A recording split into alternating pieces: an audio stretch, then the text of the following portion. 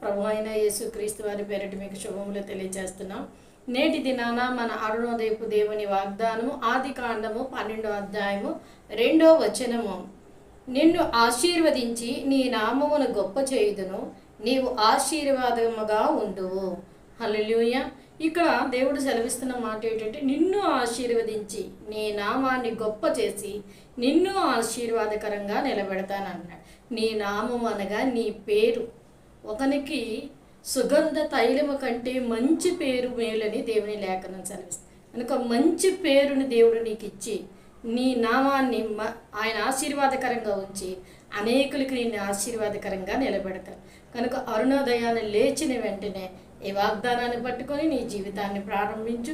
దేవుడు ఇక మీదటి నుంచి నీ పేరుని ఘనపరచబోతా ఉన్నారు కనుక, నిన్ను గొప్ప చేయబోతున్నారు కనుక నీవు ఆశీర్వాదకరంగా ఉంటావు. ఆమేన్.